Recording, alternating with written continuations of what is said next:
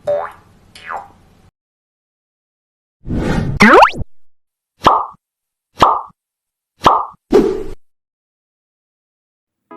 everyone! So for today's video guys, magluluto po tayo ng ating kakainin guys. So ito po yung prepared ko po ng mga ricados kasi po guys, ako ay magpapaksiw. Magpapaksiw po ako ng bisugo guys, or sa English is street fish bream. Isa po itong tropical fish with a distinct pinkish color with yellow highlights. It is usually prepared as paksiw or fish cooked in vinegar.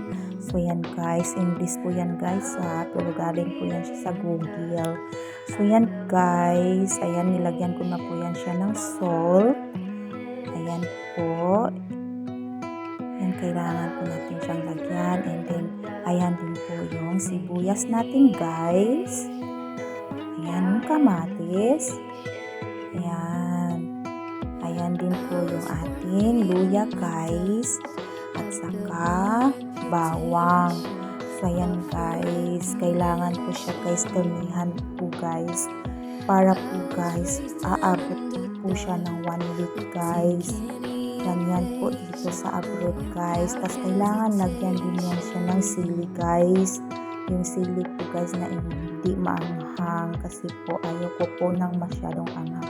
Tapos yan guys, lagyan din po natin yan siya ng, ayan po guys, so yan yung okra guys, nilalagyan ko din po ng okra at saka yan, paminta at saka yung, syempre guys, yung magic sarap, yun yung nagpapasarap.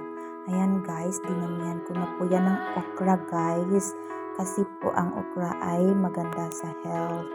Ayan, pang ano siya ng high blood guys, pang pababa siya ng blood kasi medyo high blood po ako guys, kaya kailangan ko po talaga yung okra.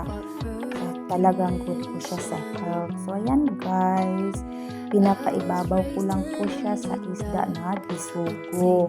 So ayan guys, ayan, o di pa guys, ang ganda tingnan. O char lang. So ayan guys, yan, kumukulo-kulo-kulo na yan siya guys. Ayan guys, diba ang sarap tignan guys. Pero masarap talaga yan siya guys. So tinakpan ko po muna siya. Tapos binuksan ko po yan siya ulit guys. Ayan, medyo luto na siya. Ayan guys, luto na din yung okra. Ayan. Ayan guys, so luto na talaga siya. Hindi na siya makikilan at talagang naluluto na siya talaga guys. Alam po guys, na sobrang sarap nito guys. Ito talaga ang favorite ko na isda guys. Kaso lang guys, medyo mahal po siya guys. Kaya guys, hanggang 1 week ko po yan siya guys. Sa agahan, sa tanghalian, at saka sa panihapon guys, sa dinner. Ayan guys, ganito kami dito sa abroad guys, mag-budget.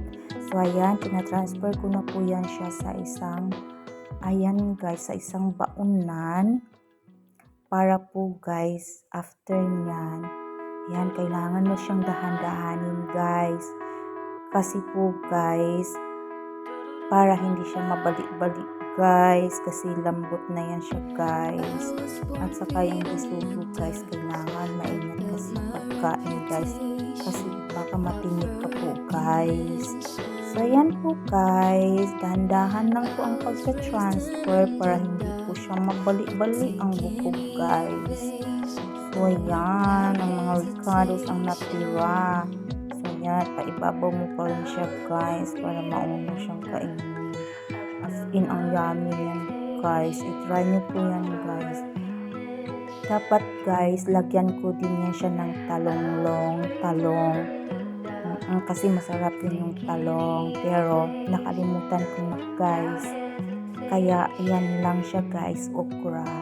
So, next time, lalagyan ko na siya ng talong guys. Para mas dumami siya guys. Para mas mahaba ang ating budget guys, hanggang pang 2 weeks guys, o diba, yan guys. Tapos after nyan guys, after nya, hindi na siya mainit, ilagay na siya sa ref para po guys hanggang 2 weeks, 1 week, 2 weeks na siya guys, no?